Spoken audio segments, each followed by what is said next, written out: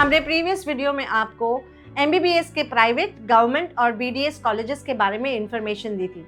आज हम आपको इंफॉर्मेशन देंगे about the admission process for MBBS and BDS.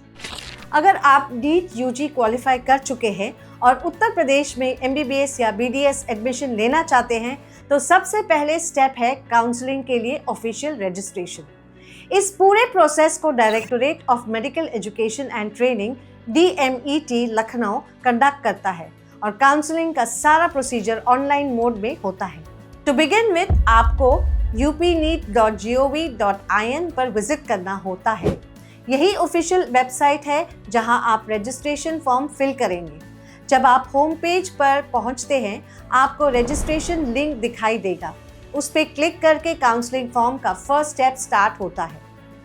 Registration form भरते वक्त आपको अपनी बेसिक पर्सनल डिटेल्स फिल करनी होती है, जैसे आपका नाम, gender, date of birth, category, disability status अगर एप्लीकेबल हो, educational qualification, email ID, mobile number, your communication address. ये सब इंफॉर्मेशन भरने के बाद एक बार अच्छे से रिव्यू करना ज़रूरी है, क्योंकि एक छोटी सी गलती भी आगे जाके डॉक्यूमेंट वेरिफिकेशन में दिक्कत क्रिएट कर सकती है। जब सब कुछ करेक्ट हो तब फॉर्म सबमिट कर दिया जाता है। फॉर्म सबमिट करने के तुरंत बाद आपको अपने डॉक्यूमेंट अपलोड करने का ऑप्शन मिलता है। यहाँ पे आपको 3 तरह के डॉक्यूमेंट्स रेडी रखने होते हैं। सबसे पहले एक recent passport size colour photograph, जिसकी फाइल साइज 20 KB से 50 KB के बीच होनी चाहिए, वाइट बैकग्राउंड के साथ। दूसरा, एक क्लीन सिग्नेचर जो वाइट पेपर पर ब्लू या ब्लैक इंक से किया गया हो, जिसका साइज 10 KB से 20 KB के बीच होना चाहिए।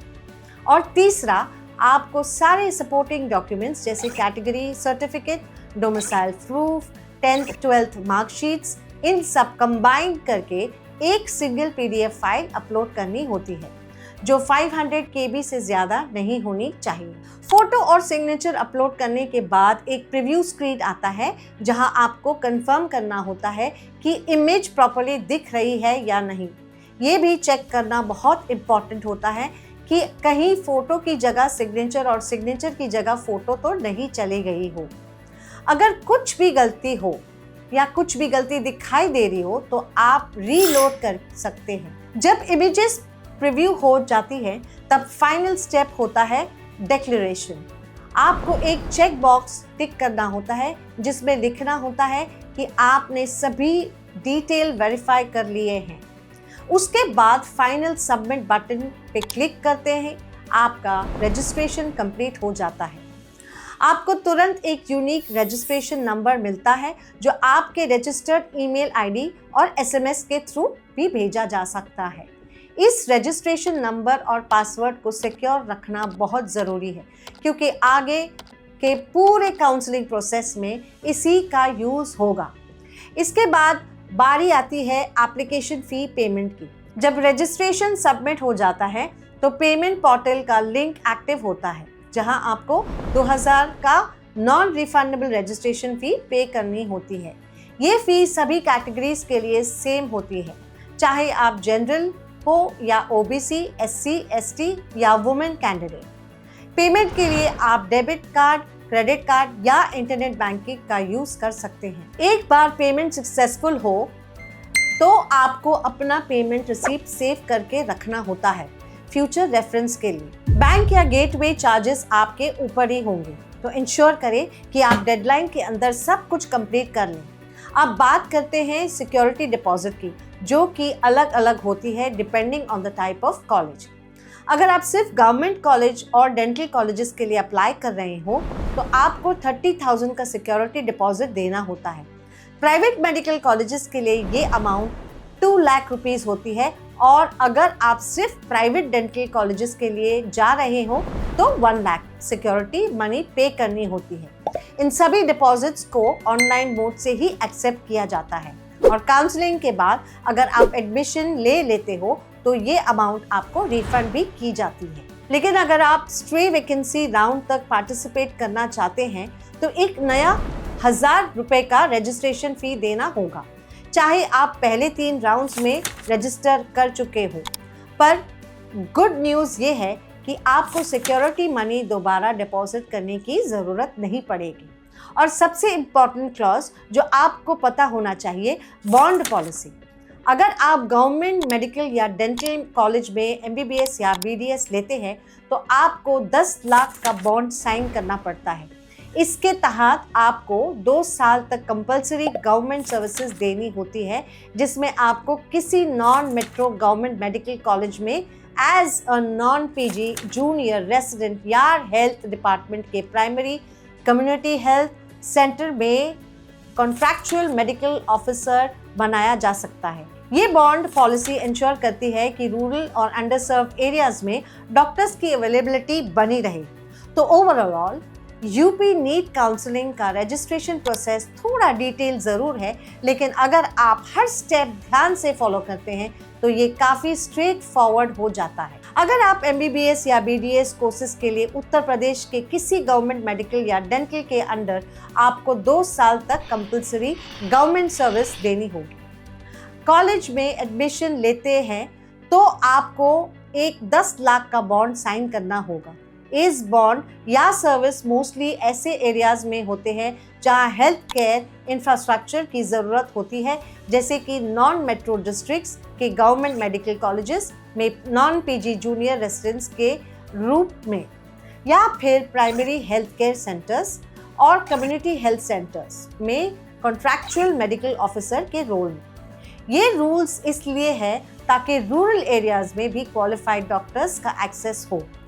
UP state quota MBBS BDS admission process. Uttar Pradesh में स्टेट कोटा के अंडर MBBS BDS एडमिशन्स के लिए काउंसलिंग का जिम्मा होता है directorate of medical education and training, Lucknow के पास।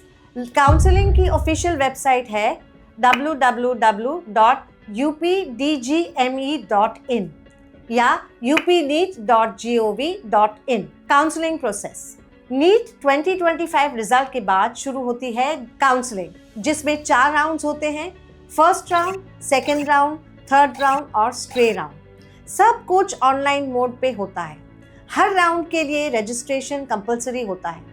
फर्स्ट, सेकेंड और थर्ड राउंड के लिए रजिस्ट्रेशन फ़ी होती है 2000, नॉन रिफंडेबल फ़ी। स्ट्रे राउंड्स के लिए फ्रेश रजिस्ट्रेशन करना होता है विथ 1000 रुपीज़। रजिस्ट्रेशन करते वक्त आपको एक नोडल सेंटर सिलेक्ट करना होता है। ये वो सेंटर है जहां आपके डॉक्यूमेंट्स वेरीफाई किए जाते हैं और एडमिशन फॉर्मेलिटीज़ कंप्लीट होती हैं। रजिस्ट्रेशन के तुरंत बाद डॉक्यूमेंट्स अपलोड करने होते हैं फॉर ऑनलाइन वेरिफिकेशन और उसके बाद आपको सिक्योरिटी मनी भी डिपॉजिट करना पड़ता है। Government medical dental colleges 30,000, private medical colleges 2 lakh, private dental colleges 1 lakh. अगर आप गवर्नमेंट और प्राइवेट दोनों टाइप के कॉलेजेस में पार्टिसिपेट करना चाहते हैं तो 2 लाख डिपॉजिट करना पड़ेगा सिर्फ ऑनलाइन मोड से। सिक्योरिटी फी डिपॉजिट होने के बाद भी आप चॉइस फिलिंग कर सकते हैं। चॉइसेस फिल करने के बाद लॉक करना मैंडेटरी होता है, वरना आप सीट अलॉटमेंट के लिए एलिजिबल नहीं माने जाते। रजिस्ट्रेशन तब तक कंप्लीट नहीं होता जब तक आपका पेमेंट सक्सेसफुली सबमिट नहीं हो जाता। अगर आपको सीट अलॉट होती है और आप एडमिशन ले लेते हैं तो एडमिशन प्रोसेस कंप्लीट होने के बाद ही आपको सिक्योरिटी मनी रिफंड मिलेगी, वो भी वही बैंक अकाउंट जिसमें आपने रजिस्ट्रेशन के टाइम डिटेल दिए थे। First round counselling. पहला राउंड एक फ्री एग्जिट राउंड होता है, मतलब अगर आपको सीट अलॉट होती है और आप एडमिशन नहीं लेते तो कोई पेनल्टी नहीं होती। आप सेकंड और थर्ड राउंड के लिए एलिजिबल रहते हैं। अगर आप ज्वाइन कर लेते हैं और बाद में किसी और जगह एडमिशन मिलता है तो आप अपनी अलॉटेड सीट को रिज़ाइन भी कर सकते हैं, लेकिन सेकंड राउंड की चॉइस फिलिंग से 2 दिन पहले तक रिजिग्नेशन सबमिट करना होगा बिना किसी पेनल्टी के। गवर्नमेंट कॉलेज की सीट मिलने पर आपको 1 साल की ट्यूशन फी और ओरिजिनल डॉक्यूमेंट सबमिट करने पड़ते हैं directly to the college. Private college की सीट मिलने पर यह प्रोसेस नोडल सेंटर के थ्रू होता है। सेकेंड राउंड काउंसलिंग, दूसरा राउंड भी कम्प्लीटली ऑनलाइन होता है। जो स्टूडेंट्स फर्स्ट राउंड में सीट अलॉट होने के बाद ज्वाइन नहीं करते, या जिनको सीट ही नहीं मिलती, दोनों सेकेंड राउंड के लिए एलिजिबल होते हैं। फ्रेश रजिस्ट्रेशन अलाउड होता है, लेकिन जो पहले से रजिस्टर्ड है उनको दोबारा सिक्योरिटी डिपॉजिट करने की ज़रूरत नहीं। अगर सेकेंड राउंड में आपकी सीट अपग्रेड हो जाती है तो पहली वाली सीट किसी और स्टूडेंट को अलॉट कर दी जाती है, और अगर अपग्रेड नहीं होती तो फर्स्ट राउंड वाली सीट ही आपकी बनी रहेगी। लेकिन अगर सेम सीट दोबारा अलॉट हो जाए तो भी एडमिशन फॉर्मेलिटीज दोबारा कंप्लीट करना होगा, वरना आपका एडमिशन कैंसिल हो सकता है। अगर आपको सीट अलॉट होती है और आप ज्वाइन नहीं करते तो रजिस्ट्रेशन फ़ी फॉरफिट हो जाती है और आपको थर्ड राउंड में पार्टिसिपेट करने के लिए दोबारा रजिस्ट्रेशन और सिक्योरिटी डिपॉजिट करना होगा। थर्ड राउंड काउंसलिंग में भी फ्रेश रजिस्ट्रेशन का ऑप्शन होता है उन कैंडिडेट्स के लिए जो पहले किसी राउंड में रजिस्टर नहीं हुए। जो ऑलरेडी ज्वाइन कर चुके हैं उनके लिए सीट अपग्रेड का चांस होता है। इस राउंड में भी सिक्योरिटी डिपॉजिट दोबारा करने की ज़रूरत नहीं है। अगर अपग्रेड होती है तो आपको नई सीट ज्वाइन करनी होती है। अगर अपग्रेड नहीं होती तो प्रीवियस राउंड वाली सीट कंटिन्यू करती है। लेकिन अगर सेम सीट दोबारा अलॉट हो जाए तो एडमिशन प्रोसेस दोबारा कंप्लीट करना ज़रूरी होता है। नहीं किया तो सीट कैंसिल हो जाती है।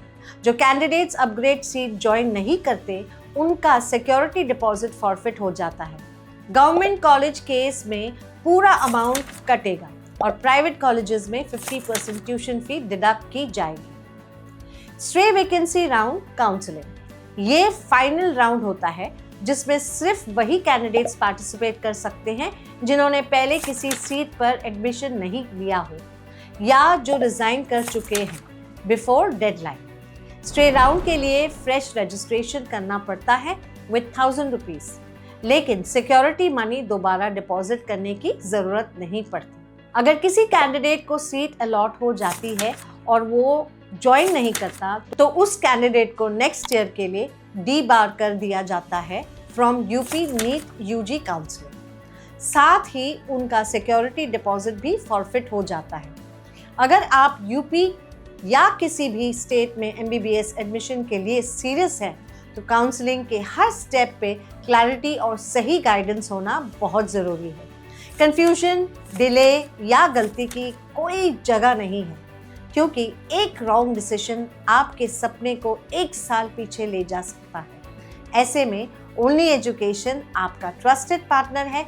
चाहे आपको कॉलेज सिलेक्शन में हेल्प चाहिए या डॉक्यूमेंटेशन क्लियर करवाना हो या counselling process step by step समझना हो, हम आपके सपनों के जर्नी में सिर्फ एडवाइज़र नहीं, एक गाइड और सपोर्ट सिस्टम भी है।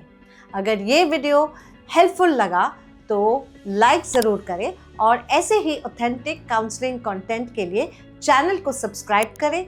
मिलते हैं अगले वीडियो में एक नए टॉपिक के साथ। Till then, stay focused, stay informed. This is Only Education, your trusted career college partner.